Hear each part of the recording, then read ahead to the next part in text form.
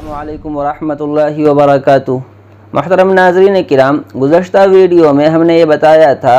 कि नज़र बद से आप किस तरह से अपनी हिफाजत कर सकते हैं। आपको अगर ये अंदेशा है, ये फ़िक्र है कि हमारी किसी चीज़ को या हमें ख़ुद को नज़र लग सकती है, तो मैंने बयान किया था कि आप ये दुआ पढ़ सकते हैं, आप ये दुआ पढ़ सकते हैं, आप ये दुआ पढ़ सकते हैं, तो इंशाअल्लाह आप हर नज़र से, हर बला से महफूज रहेंगे।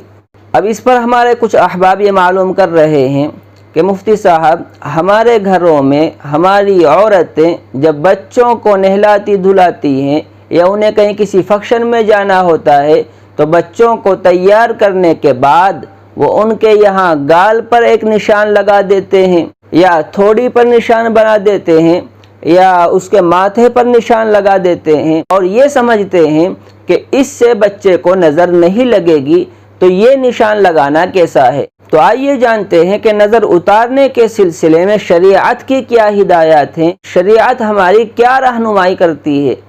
तो मेरे दोस्तों, हर वो अमल कि जो शिर्क से पाक हो, जिसमें किसी शैतान से, देवी या देवता से मदद नहीं ली गई है, उस अमल के ज़रिए से नज़र का उतारना जायज़ है।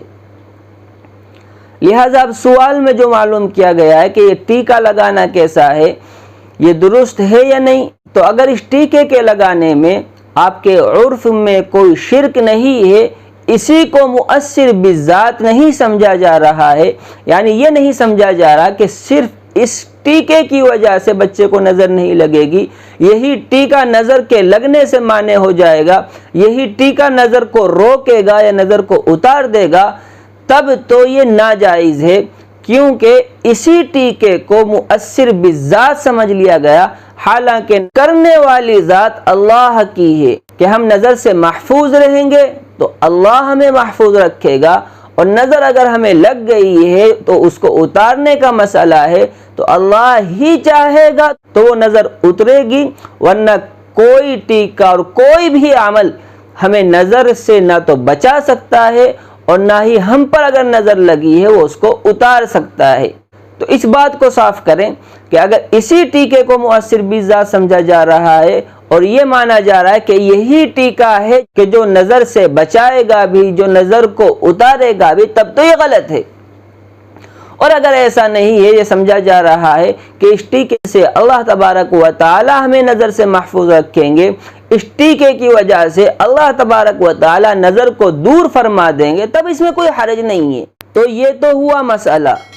इस टीके के जायज़ और नाजायज़ होने का। अब आगे सुनिए, ये टीका लगाया क्यों जाता था। हमारे बचपन में हमने बच्चों के ये टीके कई मरतबा लगे हुए देखे, तो उस वक्त ये टीका थोड़ा चौड़ा होता था और अजीब से तरीके से लगाया जाता था, लेकिन फिर आहिस्ता आहिस्ता उसमें फैशन आता गया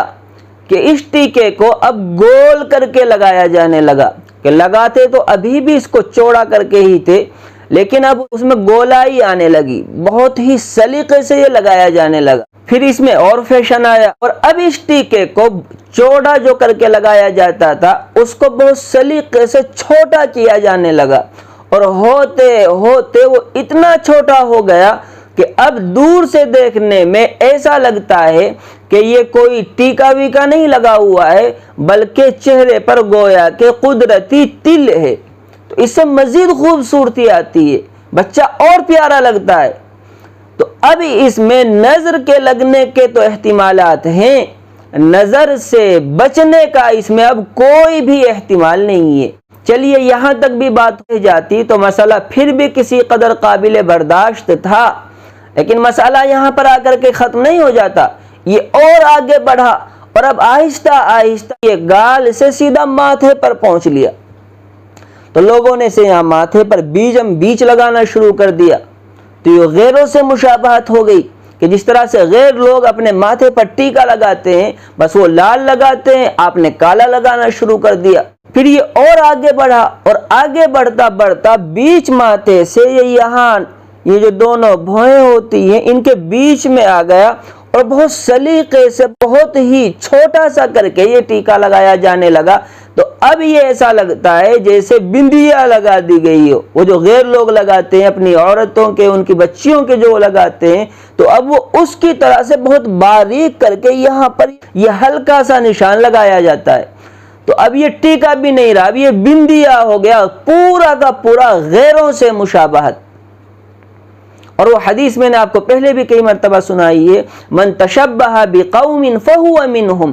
کہ جو آدمی جس سے مشابہت اختیار کرے گا انہی میں سے شمار کیا جائے گا۔ تو ہم اس ٹیکے کو لے کر کے غیروں کے مشابہ ہو گئے کہ جس طرح سے غیر لوگ اپنے ماتھے پر بندیا ٹیکے لگاتے ہیں، ہم بھی گویا کہ انہی کی طرح یہ ٹیکے لگا رہے ہیں اور انہی کی طرح یہ بندیا لگا رہے ہیں۔ تو اب تو اس عمل سے بچنا اور بھی زیادہ ضروری ہے، ہمیں اس عمل سے احتیاط کرنی چاہیے، اپنے بچوں کے یہ ٹیکا بالکل بھی لگانا نہیں چاہیے۔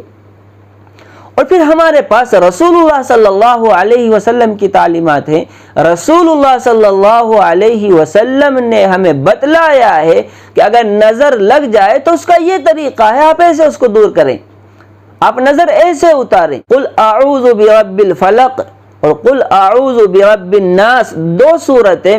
ہر مسلمان کو یہ یاد ہوتی ہیں جو عاقل بالغ ہے، نمازیں پڑھنے لگا ہے، تو یہ چھوٹی چھوٹی صورتیں ہر آدمی کو یاد ہوتی ہی ہیں۔ اور ان دو صورتوں میں ہر نظر بد کا علاج ہے کہ آپ یہ دو صورتیں پڑھ کر کے پھونک دیں تو نظر سے محفوظ ہو جائیں گے، اور اگر نظر لگی ہوئی تھی تو یہی دو صورتیں پڑھ کر کے آپ دم کر دیں تو انشاءاللہ نظر اتر بھی جائے گی۔ پھر نظر سے محفوظ رہنے کے لیے میں نے پچھلی ویڈیو میں 3 دعائیں بتائی تھی، آپ وہ دیکھ لیں، وہ یاد کر لیں۔ تو جب ہمارے پاس اتنے سارے آپشن ہیں کہ ہم قرآن کے ذریعے سے نظر اتار سکتے ہیں، نظر سے محفوظ رہ سکتے ہیں، ہم رسول اللہ صلی اللہ علیہ وسلم کی بتلائی ہوئی دعاؤں سے اس نظر بد کا علاج کر سکتے ہیں، تو ہم غیروں کے طریقوں کی طرف جائیں کیوں؟ جب ہمارے پاس رسول اللہ صلی اللہ علیہ وسلم کی تعلیمات اس سلسلے میں ہیں تو ہمیں کسی اور طرف جانے کی ضرورت ہی نہیں ہے۔ اس لیے میرے دوستو، قرآن سے اس نظر بد کا علاج کیجئے، رسول اللہ صلی اللہ علیہ وسلم کی بتلائی ہوئی دعاؤں سے اس کا علاج کیجئے۔ یہ جو غیروں کے طریقوں پر ہم نے بھاگنا شروع کر دیا ہے اور ہمیں وہی ایک طرح سے اچھے لگنے لگے، یہ غلط چیز ہے، اس سے ہمیں بچنا چاہیے۔ دعا فرمائے کہ اللہ تبارک و تعالی ہم سبھی کو عمل کی توفیق عطا فرمائے۔ وآخر دعوانا ان الحمد للہ رب العالمین۔